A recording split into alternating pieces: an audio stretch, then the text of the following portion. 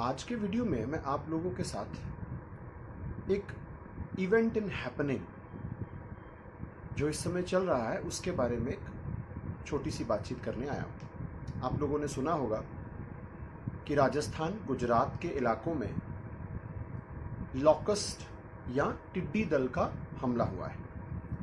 तो इनके बारे में थोड़ी सी जानकारी आप लोगों को डेफिनेटली होनी चाहिए।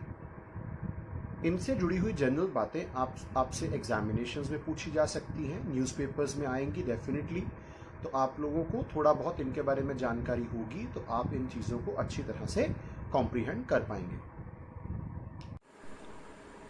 Let us start with general information about locust. Locust जो होते हैं ये ग्रास हॉपर्स आपने डेफिनेटली देखे होंगे। तो ग्रास हॉपर्स जैसे मिलते जुलते ये ऑर्गेनिजम्स हैं। इनकी 12 प्रजातियां जो हैं वो कॉमनली मिलती हैं। शुरू में तो ये आप ऐसा कह लीजिए कि सॉलिटरी रहते हैं, लेकिन टाइम के साथ साथ ये बैंड्स ऑफ हॉपर्स या जिनको हम स्वॉर्म्स कहते हैं या जिनको हम दल कहते हैं, झुंड कहते हैं, वो बना लेते हैं। और सॉलिटरी से ग्रुप बिहेवियर की स्टडी में इनको बहुत कॉमनली इस्तेमाल किया गया है।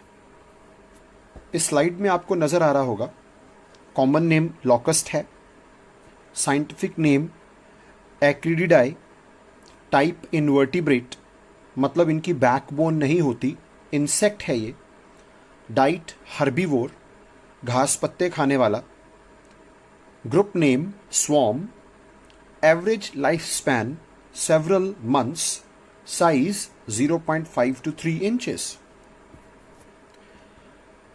यहां पर आपके सामने एक मैप है जिसमें डेजर्ट लॉकस्ट की डिस्ट्रीब्यूशन एरियाज के बारे में बताया गया है।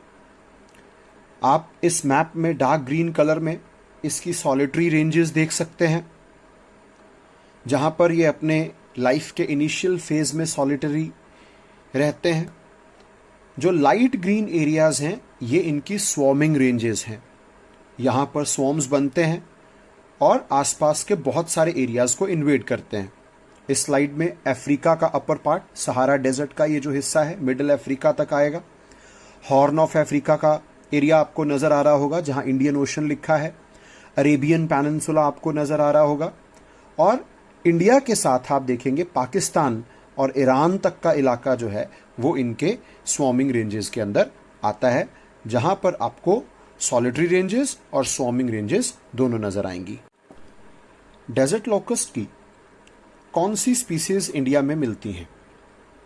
In fact I should say locust की कौन सी स्पीसीज इंडिया के अंदर मिलती हैं कॉमनली?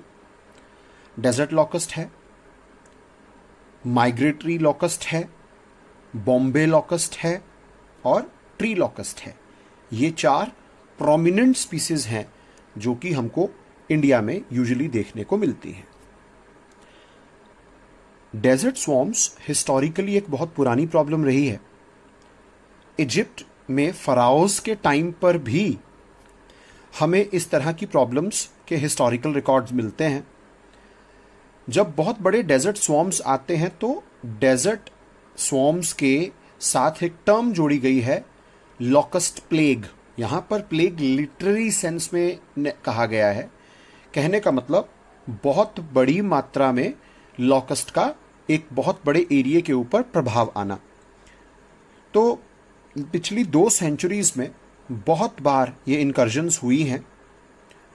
यहां पर आप एक टाइमलाइन देख सकते हैं 1812 से लेके 1962 तक और उसके बाद तक अभी भी रिपीटेडली हमें इंडिया के अंदर डेजर्ट लॉकस्ट के इन्वेजन्स जो हैं वो देखने को मिलते हैं। नेक्स्ट बात जो हमें पता होनी चाहिए कि ये आते कहां से हैं।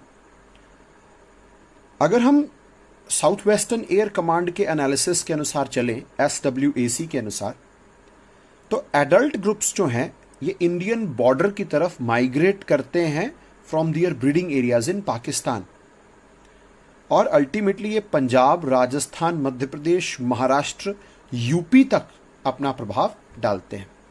अब इनका आना इतना खतरनाक क्यों है? ये एक हर्बीवोर इंसेक्ट है जो कि बहुत बड़ी मात्रा में खाने की क्षमता रखता है।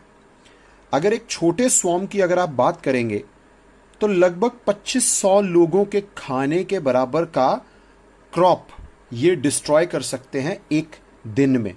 तो बहुत फास्ट रिप्रोड्यूसिंग और बहुत ज्यादा ये फूड कंज्यूमिंग इंसेक्ट है।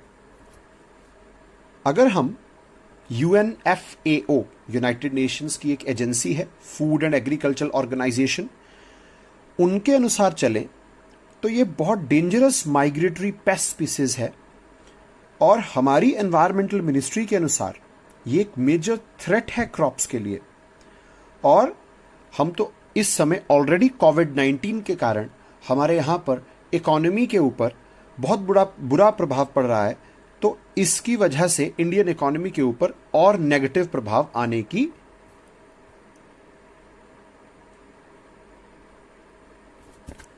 संभावना है। क्योंकि अगर क्रॉप फेलियर होता है इनकी वजह से तो ये हमारी इकोनॉमी को बहुत नेगेटिवली प्रभावित करेगा।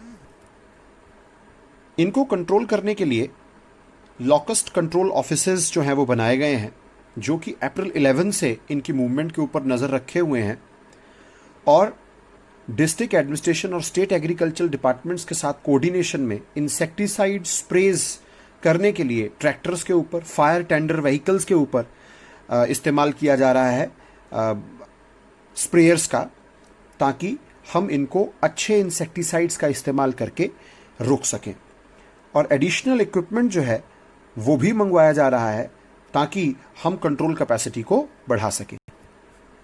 Food and agriculture organization of United Nations के अनुसार किसी एक लॉकस्ट स्वॉर्म के अंदर 80 मिलियन लॉकस्ट्स भी हो सकते हैं। इससे बड़े स्वॉर्म्स भी रिकॉर्ड किए गए हैं हिस्टोरिकल। तो आई होप आप लोगों को लॉकस्ट स्वॉर्म्स के साथ जुड़ी हुई जनरल से इंफॉर्मेशन जो मैं आप लोगों के साथ शेयर करना चाहता था वो इस वीडियो में डेफिनेटली मिली होगी। अगर आपके मन के अंदर कोई और क्वेरीज हैं आप नीचे कमेंट सेक्शन में छोड़ सकते हैं।